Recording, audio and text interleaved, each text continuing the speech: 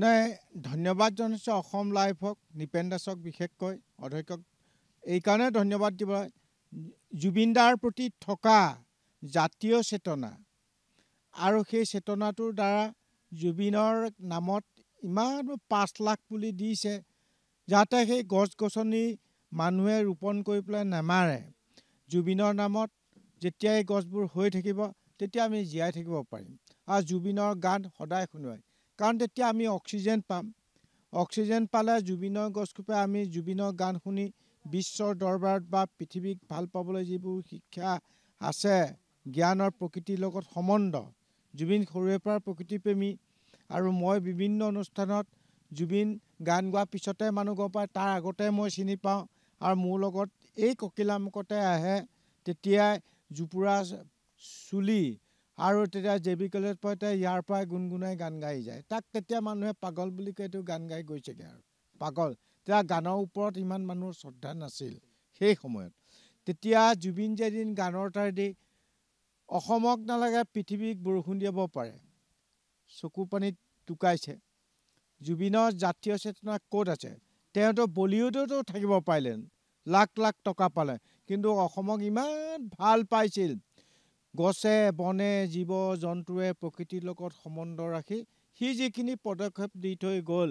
জীয়াই থাকোঁতে একো নাপালে মৰাৰ পিছদিনাখনে সকলোৱে গম পাইছে জুবিন যে গায়কে তেওঁ ভগৱান আছিল প্ৰকৃতিৰ লগত সম্বন্ধ ৰাখি তাতকৈ জাতীয় চেতনা থকা কোনো নাই মই জানো যে জুবিন আমাৰ দেশত মৰা নাই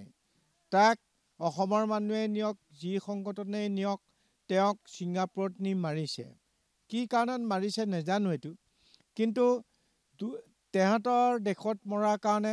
ৰায়দানটো দিওঁতে 3 মাহ পূৰা লাগিব 90 দিন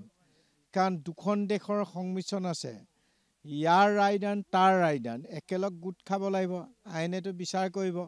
আমি যিমানে আন্দোলন নকৰক কিয় জুবিন ৰায়দান পক আৰু এইটোৱে কৰিছোঁ যে ছিংগাপুৰত দিয়ক ভাৰত চৰকাৰেও দিয়ক জুবিনৰ ৰায়দানটো শুদ্ধ পথে দিয়ক তেতিয়া সি মৰিও অমৰ হ'ব আৰু আমি জুবিনৰ নামত গছ গছনি ৰুই আৰু প্ৰত্যেকখন জিলাত জুবিনৰ নামত এখন এখন সৰু সুৰাকৈ ফৰেষ্ট বনক জুবিন মৰিও অমৰ হ'ব আৰু আমি যিমান গছবোৰ জীয়াই থাকিব তেতিয়া জুবিনৰ গান আমি গছৰ তলতে হেৰি কৰি পেলাই আমি শুনি থাকিব পাৰিম সি জুবিন মৰিও অমৰ হ'ব সেইকাৰণে মই আশা ৰাখিছোঁ আজি মাজুলী যোৰহাটৰ দলং যিটো হৈছে প্ৰত্যেকেই মানে তেওঁলোকে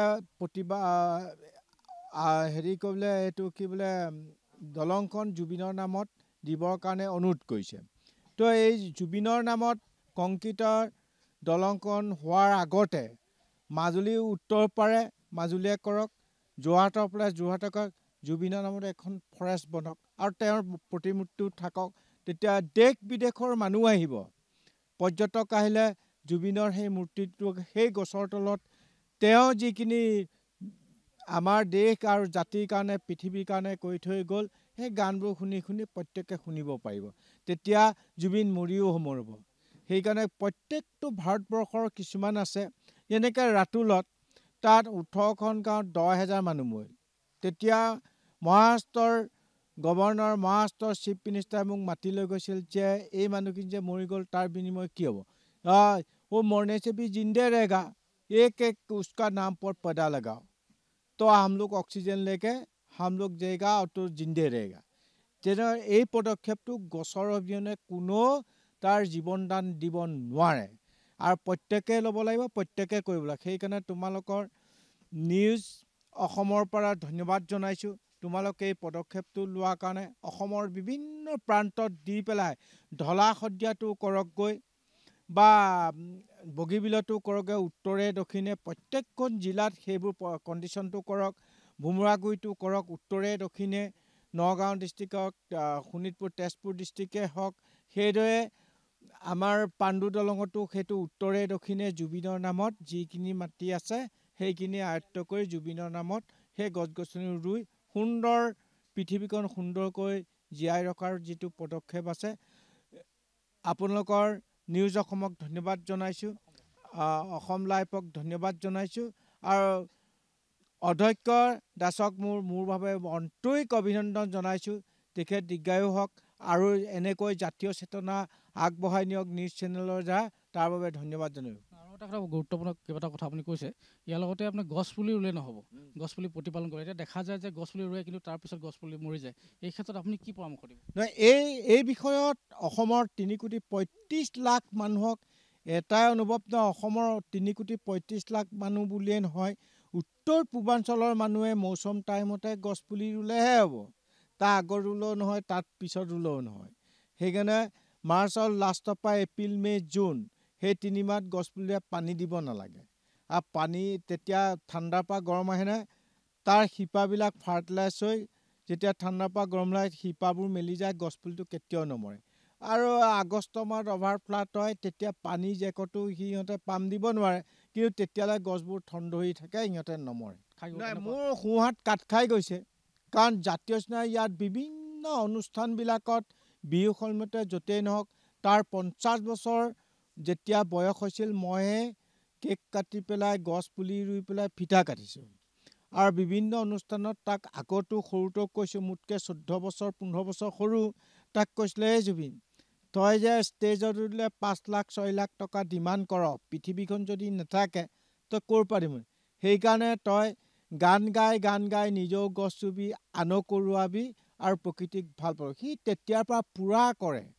ৱাইল্ড লাইফ, প্ৰাকৃতিক দুৰ্যোগৰ সময়ত গড়ৰ পিতেকক এৰি মাতৃ উঠি গৈছে পোৱালিটো, তাক সি গোটেই ৰক্ষণাবেক্ষণা, তাক খোৱা বোৱা ট্ৰিটমেণ্টৰ পৰা সি পইচা খৰচ কৰি সি তেনেকৈ প্ৰকৃতিবিদ। অকল ৱাইল্ড লাইফ যে ভাল পায়, গছ গছনি যে ভাল পায়, সেইটো কথা নহয়। তাক গোটেই পৃথিৱীৰ জীৱ জন্তুৰ লগত প্ৰত্যেকটো বিষয়ত সি অনুৰাগী, আৰু এইকাৰণে জীৱ জন্তুবিলাকো মৰি গৈছে, তাৰ কুকুৰটো মৰিছে তাৰ বেজাৰত। তেনেকুৱা প্ৰকৃতি প্ৰেমী পাবলৈ বহুত কঠিন। সেইকাৰণে তোমালোকক কৈছোঁ যে তোমালোক য'তেই নাযাওক এই মানুহখিনিক পৰামৰ্শ দিয়া। মই আজি তোমালোকৰ চেনেলৰ যোগেদি মই এই হেৰিটো কৈছোঁ, কিন্তু অসমৰ মানুহে বুজি পাব লাগে কোন সময়ত গছপুলি ৰুলে জীয়াই থাকিব, আৰু যেতিয়াই তেতিয়া গছপুলি ৰুলে নহয়। সেই কথাটো মনোযোগ দি পেলাই ক'বা। আৰু পুলিটো মই ভাবোঁ দাস ডাঙৰীয়াক মাৰ্চৰ লাষ্টৰ পৰা এপ্ৰিল মাহত বিতৰণ কৰিলে বেছি ভাল হ'ব বুলি মই ভাবোঁ।